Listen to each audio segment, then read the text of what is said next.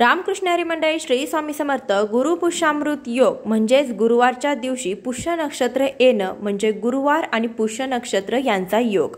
आपल्या भारतीय संस्कृतीप्रमाणे हा योग सर्वात शुभ योग म्हणून ओळखला जातो. पुष्यामृत गुरुवारी येणे हा दुर्मिळ योग आहे, म्हणूनच आपण याला अमृत योग असं देखील म्हणतो. पुष्य नक्षत्रात प्रत्येक क्षण शुभ समय असतो. गुरु पुष्यामृत योग पुष्य नक्षत्रासही गुरुवारी येत असतो. यावेळी वर्षातील शेवटचा गुरुपुष्यामृत योग हा 21 नोव्हेंबर 2024 या दिवशी आहे. गुरुपुष्यामृत योग सकाळी 6:52 सुरू होतोय ते दुपारी 3:34 आहे. या शुभ योगावरती तुम्ही काही खरेदी देखील करू शकता. अशुभतेपासून वाचण्यासाठी गुरुपुष्यामृत योग श्रेष्ठ आहे. हा योग सर्व कार्यासाठी शुभ समजला जातो. या योगावर सोने खरेदी केलं असता त्याची वृद्धी होते अशी मान्यता आहे. या योगानिमित्त सोने खरेदी करण्यासाठी ग्राहक मोठ्या प्रमाणावरती गर्दी करतात. आपल्या जीवनात यशाच्या प्राप्तीसाठी या योगदिनी कोणत्याही नवीन कार्याचा आरंभ केला जातो. नव्या व्यापाराची सुरुवात करणे, नवे काम हाती घेणे, बंद पडलेले काम सुरू करणे असे केल्यास मोठे यश प्राप्त होते. अन्य कोणत्याही कामासाठी हा योग शुभ असला तरी देखील या योगावरती विवाह मात्र केला जात नाही, कारण की पुष्य नक्षत्र हे विवाहासाठी वर्ज्य मानलं जातं. गुरुपुष्यामृत योग हा धार्मिक कार्य करण्यासाठी अत्यंत उत्तम मानला जातो. पुष्य नक्षत्र सर्व प्रकारच्या कार्यासाठी अत्यंत शुभ मानलं गेलं आहे. गुरुपुष्य योग दिनी गुरुमंत्र घेणे उत्तम असतं. गुंतवणुकीसाठी हा योग फायदेशीर मानला गेला आहे. या दिवशी लक्ष्मी देवीची पूजा केली जाते. या दिवशी केलेलं लक्ष्मीपूजन अत्यंत शुभ आणि लाभदायक मानलं जातं. गुरुपुष्यामृत योगाचं महत्त्व हे फार आहे. या दिवशी हाती घेतलेल्या कामामध्ये यश मिळवायचं असल्यास आपल्या कुलदेवतेची मनोभावे पूजा करणं शुभ फलदायक सांगितलं जातं. गुरुपुष्यामृत योगावरती पूजा, मंत्रतंत्र, संकल्प, साधना, जप करण्यासाठी उत्तम कालावधी आहे. पुष्याचा अर्थ पोषण करणारा, शक्ती देणारा, ऊर्जा देणारा. पुष्याचं आधीचं नाव तिष्य असते. त्याचा अर्थ शुभ, सुंदर, सुख, संपदा देणारा असा आहे. पुष्य नक्षत्र अतिशय शुभ आणि कल्याणकारी आहे. ऋग्वेदामध्ये पुष्याला तिष्य म्हणजे मंगलकारी आणि मांगलिक तारा असं देखील म्हटलं जातं. पुष्य ग्रहाचा स्वामी हा ग्रह शनी आहे. गुरुपुष्यामृत योगा दिवशी आपण काही उपाय, काही सेवा केल्या तर नक्कीच आपल्याला त्याचं अधिकाधिक फळ मिळत असतं. त्यासाठी या मुहूर्तावरती बरीचशी कामे केली जाते. या मुहूर्तावरती तुम्हाला जर सोने खरेदी करणं शक्य नसेल तर या मुहूर्तावरती तुम्ही हळद देखील खरेदी करून आणू शकता. याशिवाय तुम्ही पूजेच्या संबंधित कोणत्याही वस्तू, जसं की तुम्हाला सोन्या चांदीच्या, गणपतीच्या, लक्ष्मीच्या मूर्त्या आणायच्या असतील, पितळेच्या किंवा पंचधातूच्या मूर्त्या आणायच्या असतील तर त्या देखील तुम्ही या मुहूर्तावरती खरेदी करू शकता. तुम्ही हळद, धने खरेदी करू शकता. यासोबत विड्याची पाने खरेदी करू शकता. तुम्हाला जर श्रीयंत्र, कमलगट्ट्याची माळ, गाई वासराची मूर्ती, अन्नपूर्णा मातेची मूर्ती असं काही खरेदी करायचं असेल तर या वस्तू देखील तुम्ही या दिवशी खरेदी करू शकता. गुरुपुष्यामृत योगा दिवशी सकाळी लवकर उठायचं आहे, स्वच्छ सुचरभूत व्हायचं आहे. त्यानंतर आपण आपलं अंगण साफ करून घ्यायचं आहे. आपल्या घरासमोर जी काही थोडीशी जागा असेल तर ती आपल्याला स्वच्छ करून घ्यायची आहे. तिथे आपण पाण्याने सडा टाकायचा आहे. पाण्याचा सडा टाकत असताना पाण्यामध्ये थोडीशी हळद तुम्हाला टाकायची आहे. या दिवशी आपण हळदीचे बरेचसे उपाय करणार आहोत, जेणेकरून आपल्या घरावरती माता लक्ष्मीचा आशीर्वाद हा अखंड राहील. दारासमोर छोटीशी का होईना आपल्याला रांगोळी काढायची आहे आणि त्यावरती आपल्याला हळदी कुंकू आवर्जून टाकायचं आहे. पांढरी रांगोळी कधीही ठेवू नये. त्यावरती हळदी कुंकू टाकावं किंवा थोडेसे रंग भरावेत. यानंतर आपण आपली नित्याची पूजा करायची आहे. पूजा करत असताना आज तुम्हाला गुरुवारी माता लक्ष्मीची आणि भगवान विष्णूंची ही तुम्हाला अधिकाधिक सेवा करत पूजा करायची आहे. म्हणजे काय तर तुम्ही पंचामृताने स्नान घालू शकता किंवा या दिवशी तुम्ही जेव्हा माता लक्ष्मीची पूजा कराल तेव्हा तुम्ही महालक्ष्मी अष्टकम, श्री सुक्तम याचा पाठ करू शकता किंवा महालक्ष्मीच्या कोणत्याही मंत्राचा तुम्ही जप अधिकाधिक या दिवशी करायचा आहे. याशिवाय तुम्हाला श्रीयंत्रावरती देखील या दिवशी कुंकुमार्जन आवर्जून करायचं आहे. चिमूटभर कुंकू घेऊन तुम्हाला खालून वरती असं कुंकू व्हायचं आहे. कुंकू वाहत असताना तुम्ही त्या देवतेचा तुम्ही मंत्रजाप करू शकता. जसं की कुलदेवतेच्या टाकावरती किंवा मूर्तीवरती तुम्ही कुंकुमार्चन करत असाल तर तर तुम्ही या दिवशी कुलदेवतेचा मंत्र म्हणावा किंवा 99 मंत्राचा जप करावा। याशिवाय लक्ष्मी मातेच्या मूर्तीवरती किंवा श्रीयंत्रावरती कुंकुमार्चन करत असताना ओम श्रीम ह्रीम श्रीम कमले कमलालय प्रसिद्ध श्रीम ह्रीम श्रीम ओम महालक्ष्मी नमः या मंत्राचा जप करायचा।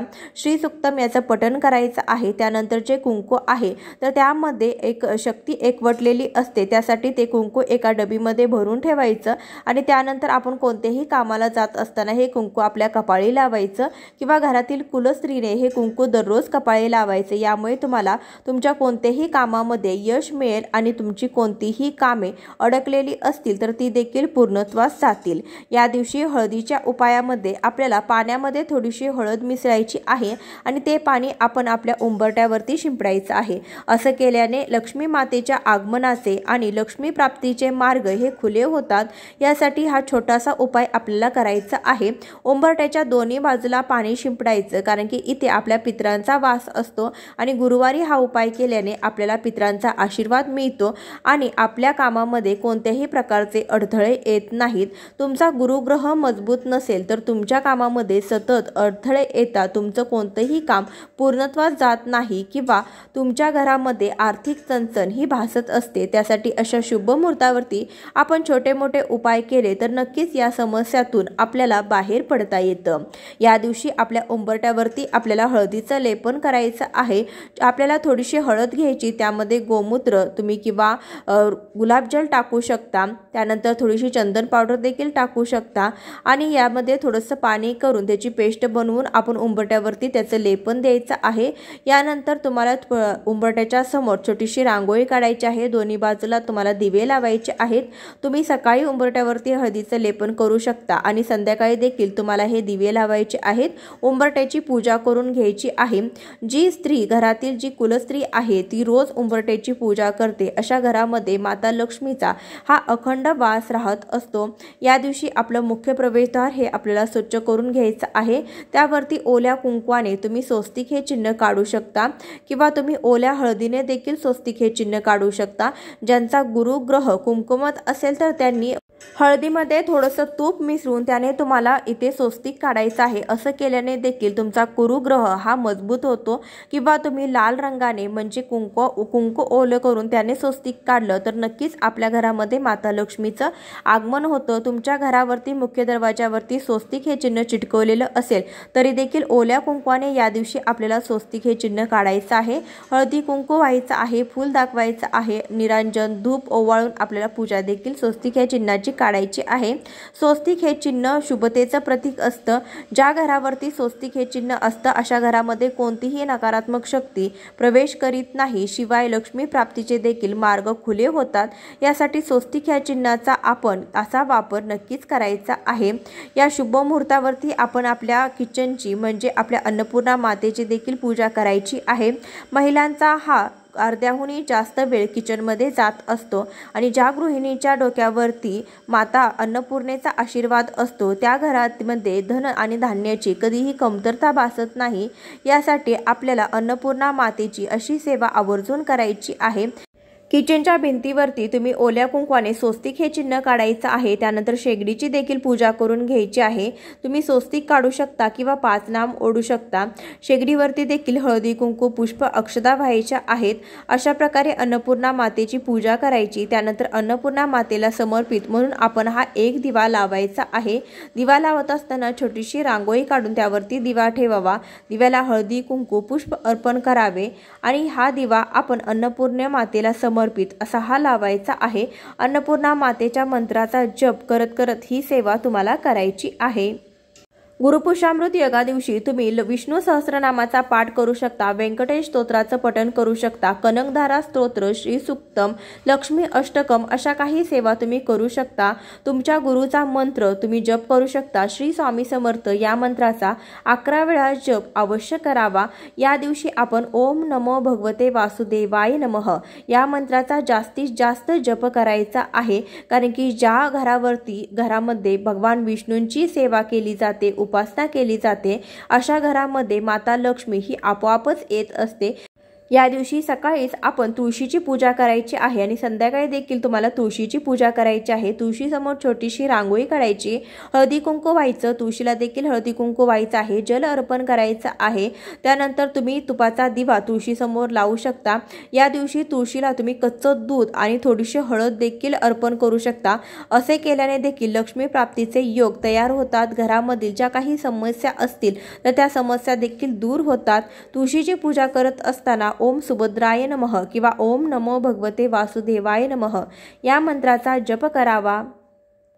गुरुवारच्या दिवशी फरशी पुसावी का, केस धुवावेत का असा प्रश्न बऱ्याच जणांना पडतो, परंतु विवाहित महिलांनी गुरुवारच्या दिवशी केस धुतले किंवा फरशी पुसली तरी देखील आपल्या घरामध्ये आर्थिक समस्यांना सामोरं जावं लागू शकतं। त्यासाठी विवाहित महिलांनी चुकून देखील गुरुवारच्या दिवशी गुरुपुष्यामृत असला तरी देखील आपल्याला या दिवशी केस धुवायचे नाहीत किंवा फरशी पुसायची नाही। तुम्हाला काही कारणास्तव फरशी पुसावी लागत असेल तर त्या फरशी पुसण्याच्या पाण्यामध्ये मीठ आपल्याला चुकून देखील टाकायचं नाही। शक्यतो या दिवशी फरशी पुसायची टाळायची आहे। या दिवशी तुम्ही पिंपळाच्या झाडाची पूजा करू शकता। जशी आपण तुळशीच्या झाडाची पूजा करतो त्याने भगवान विष्णू प्रसन्न होतात, अशाच प्रकारे पिंपळाच्या झाडामध्ये भगवान विष्णूंचा वास असतो। या दिवशी आपण पिंपळाच्या झाडाची पूजा केल्याने भगवान विष्णू आणि माता लक्ष्मी यांचा आशीर्वाद आपल्याला प्राप्त होतो।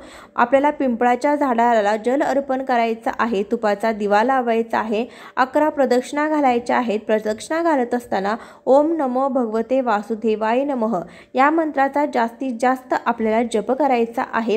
अशी काही कामे गुरुपुष्यामृत योगाच्या दिवशी आपण आवर्जून करायची आहे। तुम्हाला जर सोने खरेदी करणं शक्य नसेल तरी देखील या छोट्या मोठ्या सेवा करून देखील तुम्ही माता लक्ष्मीचा आशीर्वाद मिळवू शकता। आजच्या व्हिडिओमध्ये बरीचशी माहिती देण्याचा प्रयत्न केलेला आहे। व्हिडिओ आवडला असेल तर लाईक, शेअर आणि चॅनलला सबस्क्राईब करायला विसरू नका।